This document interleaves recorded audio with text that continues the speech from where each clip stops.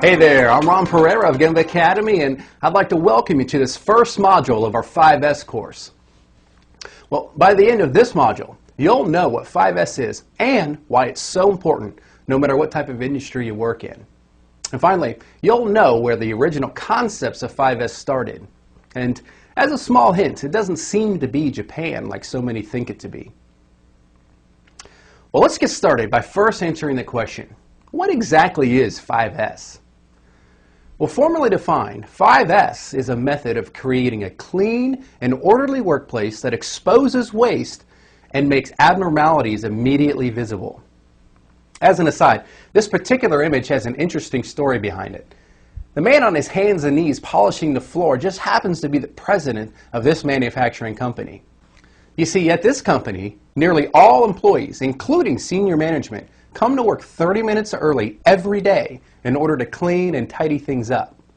Oh, and one other small fact, these 30 minutes are unpaid and completely voluntary. But as it turns out, 5S is so ingrained into this company's culture that nearly all employees partake in this early morning routine. Now, with this said, while cleaning is an extremely important part of 5S, it must be said that 5S is far more than a housekeeping initiative, like so many confuse it to be. You see, as we learned earlier, one of the main purposes of 5S is to be able to identify abnormalities. In other words, if the place we work in is an unorganized mess, chances are we'll rarely be able to spot when something's not right.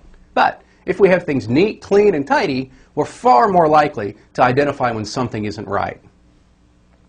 Okay, well, now that we have a better understanding of what 5S is, let's learn about its origins.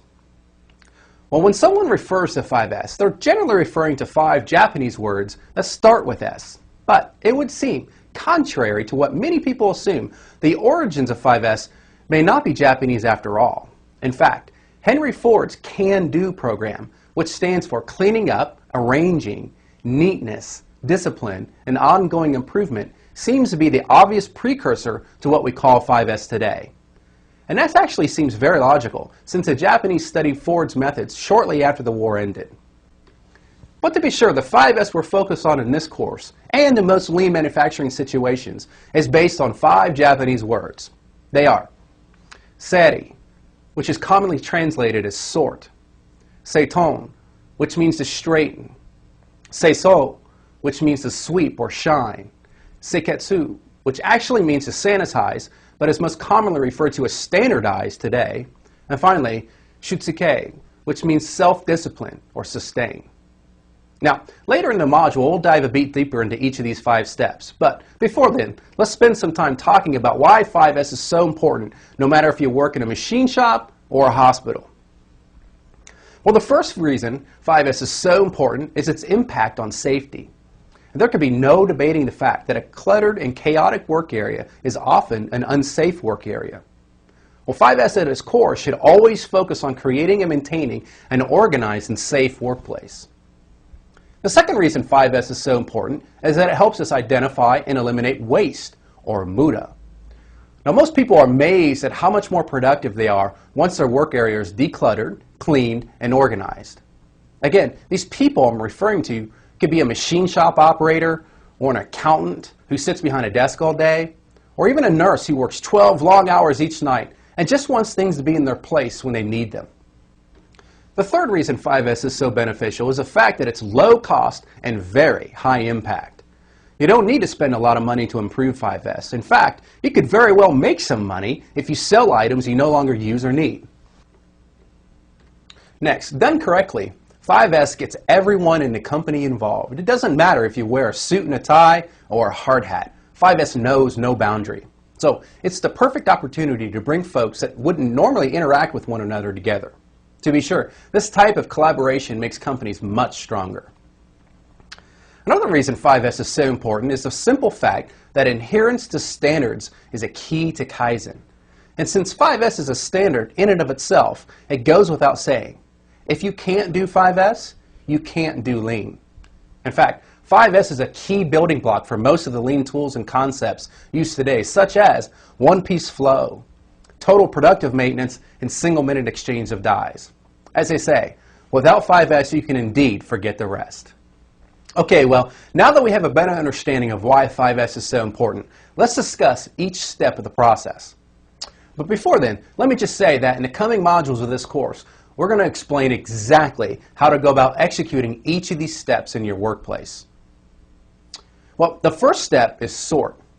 This step basically challenges us to get rid of the things we don't need or use. Now, this can be a very hard step for some people since they like to keep everything they've ever come in contact with. But this type of hoarding attitude only leads to clutter and disorganization. So, if we don't need it, we need to get rid of it. Well, to help facilitate the sort process, Lean practitioners often use red tags, similar to the ones shown in this picture. Well, rest assured, we'll be covering everything you need to know about red tagging in a coming module, since while it's not a complicated concept, there are many traps that you need to know about. Well, the second step is straighten. So, once we've cleared out all the items we don't need, we need to straighten up what's left. Well, the mantra of a place for everything and everything in its place fits this step perfectly. Well, here's an example of a nicely straightened toolbox. If a screwdriver were missing from the top of it, it would be obvious to the owner of the toolbox, giving them an opportunity to find it or replace it before he or she actually needed it to repair or work on something. The third step is sweep. This step is also often referred to as shine. This is probably the most misunderstood step of all, since most assume this step simply means to grab a broom and clean up. And while good old-fashioned sweeping is definitely important, this step is far more than just cleaning. You see, the main principle behind this step is to clean to inspect. In other words, if you find yourself sweeping up the same mess day after day, you should do your very best to eliminate the source of the dirt. Here's an example of sweeping in action. As it turns out, in this example, the sources of the dirt and grime were attacked as part of a total productive maintenance Kaizen event, further demonstrating how 5S and other lean principles are tied at the hip. Well, the fourth step is standardize. This step is focused on creating standards so abnormalities are easily recognized. Things like checklists and audits are very helpful. Also, some companies even engage in corporate 5S competitions where the monthly winner gets to hold the local 5S trophy for the month, while the last place team gets the opportunity to partake in a brown bag lunch with the general manager of the facility as they explain their plan to improve. Now, if you look closely at the picture of our president scrubbing the floor, you can see many examples of standardization in place. Notice the blue tape on the floor. This is used to ensure the tables are put back into the correct location. Also, look at the sign under the mirror. Since this particular plant is in Japan, it's customary to remove your street shoes. As such, they've made it pretty clear where your shoes are supposed to be placed. Now, if you happen to be watching this video with a group, I'd like to welcome you to pause the video in order to discuss what you see in this picture. Do you think this level of standardization would work in your company?